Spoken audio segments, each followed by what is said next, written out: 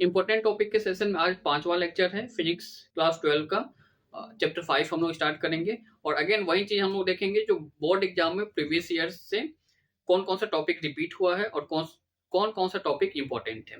बहुत लोग को डर लगता है फिजिक्स में कंपार्टमेंट होने का, और उस डर को खत्म करना है। और जितना भी टॉपिक मैं बता रहा हूँ, वैसे भी ये छोटा सा चैप्टर है, जो भी टॉपिक यहाँ पे लिखा गया है, जो भी इंपॉर्टेंट है, केवल आप उतना ही पढ़ लेंगे, बोर्ड एग्जाम में मैक्सिमम प्रोबेबिलिटी के साथ मैच करेगा।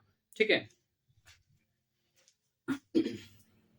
तो फर्स्ट टॉपिक है मैग्नेटिक डाइपोल मोमेंट। यहाँ से बोर्ड एग्जाम में ज्यादा रिपीट नहीं हुआ है, लेकिन छोटा सा फॉर्मूला है यहाँ पे। Magnetic dipole moment M equal Q M into 2L। ये एक फॉर्मूला है छोटा सा। क्यू एम क्या है? Pole strength of magnet. Pole strength of magnet. Pole strength of magnet. और 2L क्या है? Separation between the poles. जैसे मान लीजिए हमारे पास एक मैग्नेट है, ये इसका नॉर्थ पोल यहाँ पर है और साउथ पोल यहाँ पर है। तो separation between the poles 2L है। और ये जो पोल दिख रहा है, इसका पोल स्ट्रेंथ QM है। तो एक side pole strength positive sign देंगे, दूसरा side pole strength negative sign देंगे। जैसे डाइपोल होता है ना, equal and opposite charges, plus Q minus Q, वैसे यहाँ पर भी है। कोई भी एक बार मैग्नेट है, एक साइड पॉजिटिव पोल स्ट्रेंथ, दूसरे side negative pole strength, separation between the poles 2L हो गया। क्लियर है कि नहीं? तो यहाँ से MCQ के फॉर्म में पूछा जा सकता है, और ज्यादा यहाँ पे और कुछ इंपॉर्टेंट नहीं है, नोट कीजिए इसको।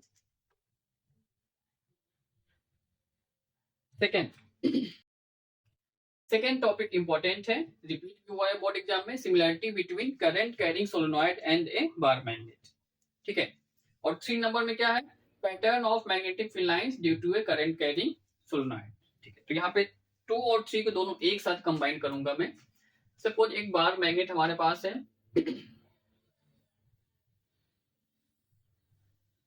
इधर में साउथ है, इधर में नॉर्थ है। तो मैग्नेटिक फील्ड लाइंस कैसे जाता है? साउथ से एंटर करेगा और नॉर्थ से बाहर निकल जाएगा।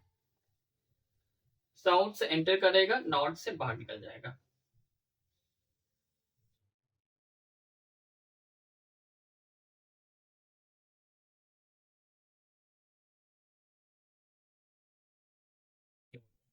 ये एंटर करेगा यहाँ पे, ये ऐसे जा रहा है यहाँ पर।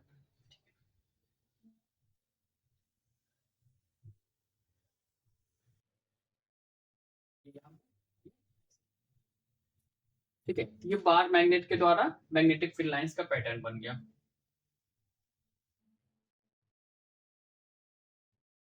करंट कैरिंग सोलेनॉइड क्या होगा? एक सोलेनॉइड है,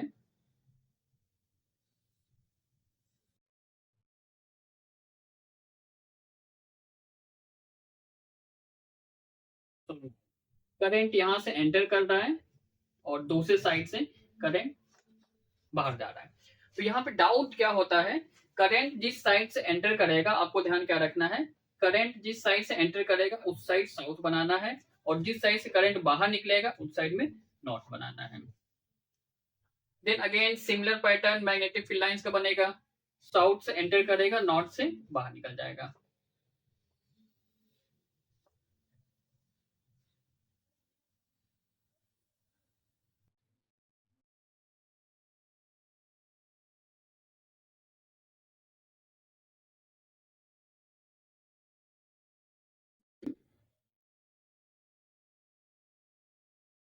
तो इन दोनों बार मैग्नेट का मैग्नेटिक फील्ड लाइंस का पैटर्न हो गया, और ये करंट कैरिंग सोलेनॉइड का मैग्नेटिक फील्ड लाइंस का पैटर्न हो गया। तो दोनों में सिमिलरिटी क्या है? दोनों का मैग्नेटिक फील्ड लाइंस का पैटर्न सेम है। ठीक है। और जैसे कि बार मैग्नेट को अगर एयर में सस्पेंड कर दिया जाए, तो ये अपने आप नॉर्थ साउथ डायरेक्शन में अलाइन हो जाता है। कोई भी मैग्नेट है, अगर एयर में सस्पेंड कर दिया जाएगा, देन वो अपने आप नॉर्थ साउथ डायरेक्शन में अलाइन हो जाएगा। वैसे ही करंट कैरिंग कंडक्टर को अगर एयर में सस्पेंड कर दिया जाए, ये भी नॉर्थ साउथ डायरेक्शन में अपने आप अलाइन हो जाएगा। क्लियर है कि नहीं? तो ये कुछ सिमिलरिटी है और इसका डायग्राम है, इसको प्रैक्टिस करना है। ठीक है। नेक्स्ट,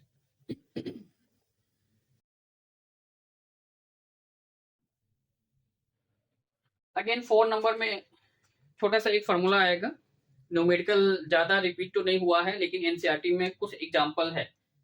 इन यहाँ पे जो टर्म आ रहा है इस टर्म के बेसिस पे एक छोटा सा फॉर्मूला आएगा और एनसीईआरटी में कुछ एग्जांपल भी है। ठीक है, ध्यान देखिए।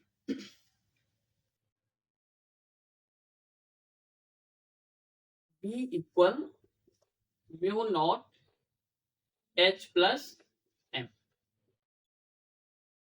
H क्या है? मैग्नेटाइजिंग फील्ड इंटेंसिटी और M क्या है? मैग्नेटाइजेशन। डेफिनेशन बिल्कुल भी देखने की जरूरत नहीं है, टर्म क्या है आपको समझना है। जैसे मान लीजिए प्रॉब्लम आपके साथ है, प्रॉब्लम में H कैसे है मिलेगा, आइडेंटिफाई करना है। M क्या है, अगर ये आइडेंटिफाई हो गया देन न्यूमेरिकल सॉल्व हो जाएगा। क्लियर है कि नहीं? यहाँ पे ज्यादा लेंदी नहीं आएगा। अगर आप क्वेश्चन में H कहाँ पर है, H का वैल्यू कितना है, M का वैल्यू कितना है, म्यू नॉट कितना है, म्यू नॉट तो कांस्टेंट होता है 4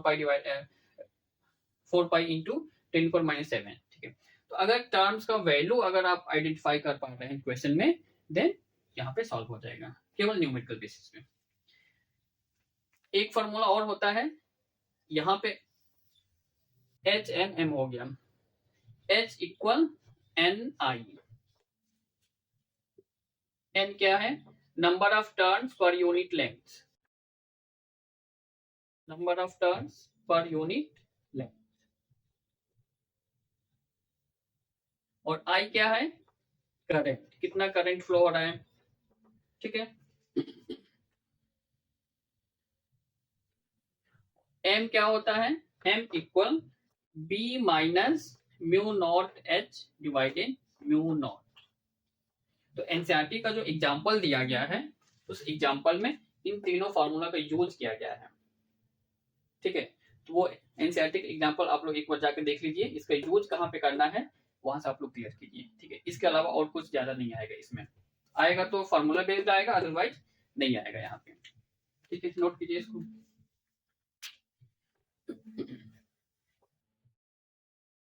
next, magnetic permeability. Magnetic permeability, तो मैग्नेटिक परमिबिलिटी के सिंबल म्यू होता है B divided H, B divided H। Again यहाँ पे डेफिनेशन देखने की जरूरत नहीं है, जस्ट फॉर्मूला ध्यान में रखना है। अगर न्यूमेरिकल आ गया तो कर लेना, अदरवाइज इसका भी ज्यादा इंपॉर्टेंस नहीं है यहाँ पे। नेक्स्ट, मैग्नेटिक ससेप्टिबिलिटी, ये न्यूमेरिकल में मोस्ट इंपॉर्टेंट है। मैक्सिमम चांस है अगर न्यूमेरिकल आएगा तो आपका मैग्नेटिक ससेप्टिबिलिटी के बेसिस पे आएगा और relation between mu and HM. HM नहीं, ये सिंबल है मैग्नेटिक ससेप्टिबिलिटी का। तो मैग्नेटिक ससेप्टिबिलिटी का एक फॉर्मूला होगा यहाँ पे, ये एक्स नहीं है, एक्स जैसा बन रहा है यहाँ पे, इक्वल एम डिवाइडेड एच, ये मैग्नेटिक ससेप्टिबिलिटी हो गया। ठीक है, तो यहां पर भी अगेन ज्यादा लेंथी प्रॉब्लम नहीं होगा। क्वेश्चन में m का वैल्यू दिया रहेगा, h का वैल्यू दिया रहेगा, बस आपको आइडेंटिफाई करना है। आइडेंटिफाई करना में भी उतना आसान नहीं हो सकता है। ठीक है, अगर एक बार दोनों का वैल्यू आइडेंटिफाई होगा, डिवाइड करेंगे, ससेप्टिबिलिटी मिल जाएगा। ठीक है, relation between mu and XM, XM नहीं है,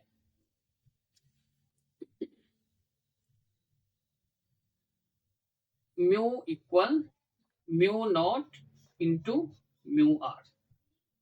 ठीक है, तो इस म्यू का मतलब magnetic susceptibility, magnetic permeability, permeability in vacuum, और म्यू आर रिलेटिव परमिबिलिटी। ठीक है, मैग्नेटिक परमिबिलिटी और म्यू आर रिलेटिव परमिबिलिटी और mu naught permeability in vacuum equal mu naught 1 plus magnetic susceptibility. ये फॉर्मूला याद रखिए। तो यहां से हमें क्या मिला, म्यू आर इक्वल 1 प्लस, इसके बेसिस पे न्यूमेरिकल आ सकता है, म्यू इक्वल डेस, यहां से भी न्यूमेरिकल आ सकता है, लेकिन चांसेस कम है। जो भी न्यूमेरिकल आने वाला रहेगा इन्हीं सब बेसिक छोटे छोटे फॉर्मूला के बेसिस पे आएगा, अदरवाइज न्यूमेरिकल यहां से नहीं आएगा। ठीक है, छोटा चैप्टर है, आसान चैप्टर है, इंपॉर्टेंट, लेकिन इसमें ध्यान रखना है ये 2 3 2 3 7 8 9 मोस्ट इंपॉर्टेंट है, मैक्सिमम चांस है यहां से ही आएगा, नोट कीजिए इसको।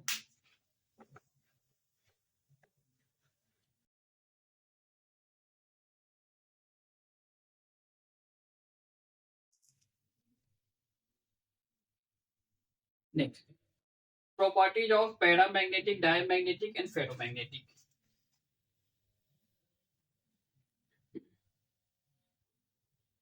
Diamagnetic, paramagnetic, ferromagnetic.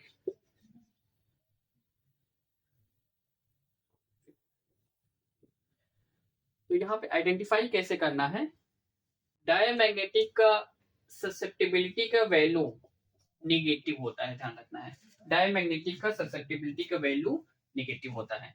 तो प्रॉब्लम कैसे पूछा जाएगा, एक सब्सटेंस है जिसका मैग्नेटिक ससेप्टिबिलिटी का वैल्यू निगेटिव है, then identify the substance.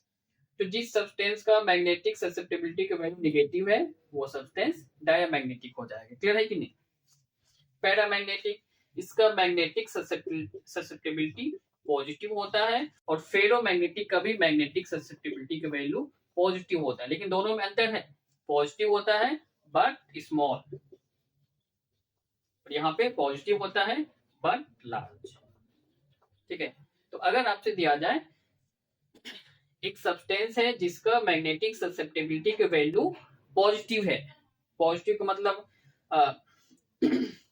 Small का मतलब ऐसे समझिए आप लोग यहाँ पे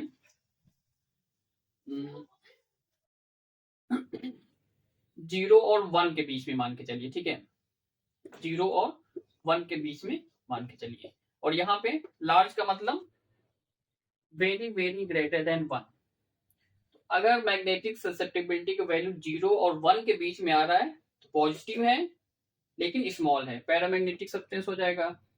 अगर मैग्नेटिक ससेप्टिबिलिटी का वैल्यू पॉजिटिव है और 1 से ज्यादा है देन फेरोमैग्नेटिक सब्सटेंस, क्लियर है कि नहीं, इसको नोट कीजिए।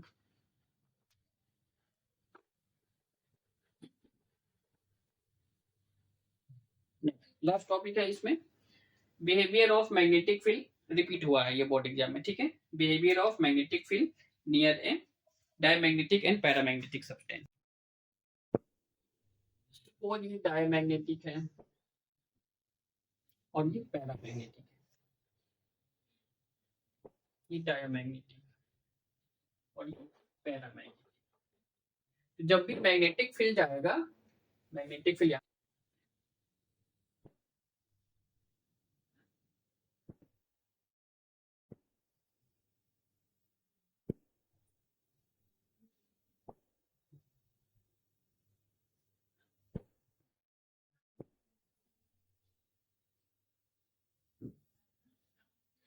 ऐसे जाएगा मैग्नेटिक फील्ड। डायमैग्नेटिक के केस में ये डायग्राम ड्रॉ करने के लिए आता है, ध्यान रखना है। जब पैरामैग्नेटिक सब्सटेंस को मैग्नेटिक फील्ड में रखा जाएगा देन कैसे बनेगा,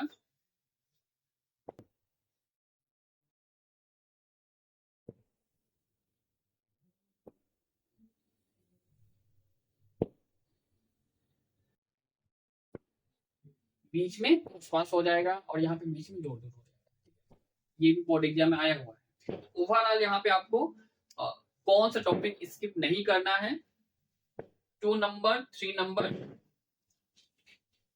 6 नंबर, 7 नंबर, 8 नंबर, 9 नंबर, और मैक्सिमम चांस है यहाँ से ही आएगी, क्लियर है कि नहीं, नोट कीजिए इसको।